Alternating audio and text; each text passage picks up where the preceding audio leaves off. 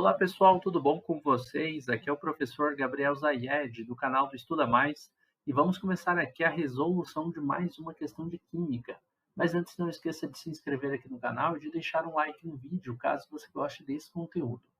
Bom, na aula de hoje vamos falar um pouco sobre mudanças de estados físicos da matéria e alguns outros temas, como fenômenos químicos e físicos. Analise a curva de aquecimento representada a seguir. Temos aqui essa curva de uma substância.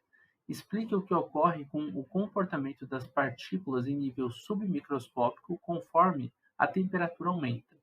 Bom, nesse nosso gráfico, né, nessa nossa curva, nós temos os estados físicos sólido, líquido e gasoso, e temos aqui esses patamares constantes, o ponto de fusão, né, na mudança do estado sólido para o estado líquido, e o ponto de ebulição, que é a mudança do estado líquido para o estado gasoso.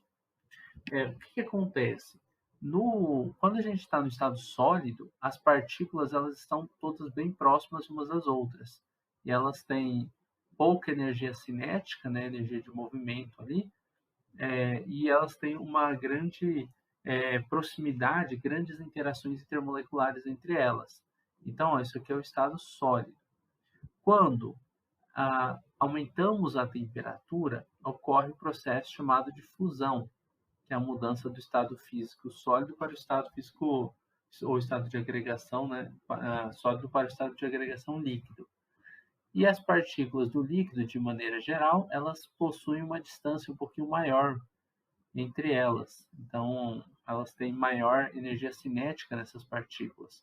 O líquido ele passa por um processo chamado vaporização, e depois da vaporização, que pode ser do tipo ebulição, calefação ou evaporação, né? Qualquer um desses casos são tipos de vaporização diferentes. Ela se transforma em vapor ou um gás, né? E as partículas ficam bem distantes umas das outras. Então, a nível submicroscópico, podemos dizer que a distância entre as partículas fica maior quanto maior é a temperatura. Temperatura, ela mede o grau de agitação das partículas, mede o grau de agitação ali dos átomos e das moléculas. Então, quanto maior o grau de agitação, maior é a temperatura, tá? Ó, explica o que ocorre com o comportamento das partículas em nível submicroscópico conforme a temperatura aumenta. Então, a gente poderia resumir isso daqui com temperatura maior, né, com o aumento da temperatura, maior a distância entre as partículas. Maior a distância entre as partículas. E essa maior distância entre as partículas ocorre porque as interações intermoleculares elas vão sendo quebradas quando aumenta a energia cinética das partículas, né? Essa interação intermolecular é uma interação de coesão que faz com que as partículas tendam a ficar juntas umas das outras, tá? Então é isso. A letra B pergunta para a gente: classifica o fenômeno representado como físico ou químico. Isso aqui é uma mudança de estado físico da matéria. Então nós vamos chamar esse fenômeno de fenômeno físico. Aí a questão ainda pede para a gente justificar, né? Fenômeno físico não ocorre mudança na constituição da matéria. A gente pode dizer que não tem uma transformação química, né? Não existe um material, uma substância se transformando em outra. Posso deixar assim, ó. Quando a transformação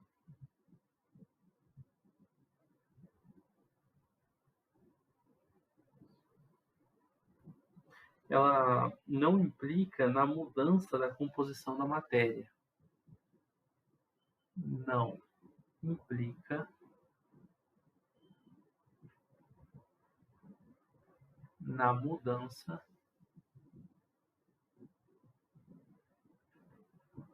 da composição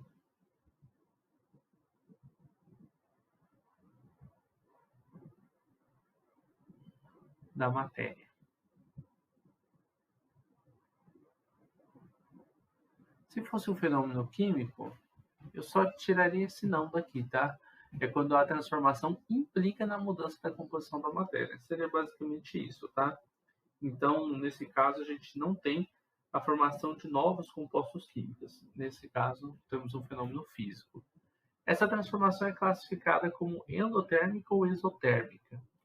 Bom, funciona assim. Quando nós temos a mudança do estado sólido para o líquido e do líquido para o gasoso, acho que eu marquei ali o nome dessas mudanças, né? Vou colocar aqui novamente. Eu vou adicionar mais do sólido direto para o gasoso e do gasoso também direto lá para o sólido. Bom, quais são os nomes, né? Do sólido para o líquido temos a fusão. É o nome dessa mudança de estado físico. Do líquido para o gasoso temos a vaporização. Do sólido para o gasoso, dá para ir direto, sem passar pelo líquido, nós temos a sublimação. Do gasoso para o líquido temos a condensação ou liquefação. Aí depende se é um gás ou se é um vapor. Do líquido para o sólido temos a solidificação.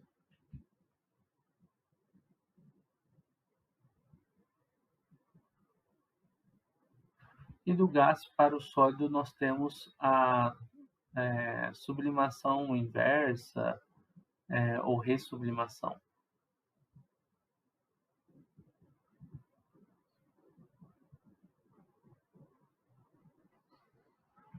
Para o sólido se afastar, eu tinha dito na letra A que precisa aumentar a temperatura para ter um aumento ali da energia cinética, o movimento das partículas.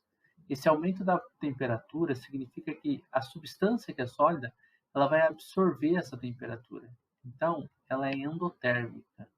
O processo endotérmico é o processo que absorve calor para ocorrer. No caso, a fusão, a sublimação e a vaporização, todos os tipos de vaporização. Evaporação, ebulição e calefação, todos eles são processos endotérmicos. Um processo endotérmico é aquele que absorve energia. No caso aqui eu vou colocar absorve calor, energia na forma de calor. Tá? E tem os processos que são inverso disso. Nós chamamos de processos exotérmicos. Exo vem de fora, né? Libera calor. Exotérmico são processos que mandam calor para o meio. São processos que liberam calor. Libera calor. E os processos que são aqui exotérmicos são ressublimação, solidificação, condensação e liquefação, tá? Que poderia até aqui embaixo. Basicamente, então, como neste exercício aqui, estamos falando de uma curva de aquecimento, então nós estamos passando aqui do sólido para o líquido. Qual que é o nome desse processo? Que ocorre a 60 graus Celsius? Fusão, esse é o ponto de fusão. Do líquido para o gasoso, a 100 graus Celsius, temos aqui o ponto de ebulição. Tá? Então, no aquecimento, nós temos fusão e ebulição. Poderíamos também ter a sublimação, tá? Estamos falando de processos que são endotérmicos, processos que absorvem calor. Então, a resposta é endotérmicos.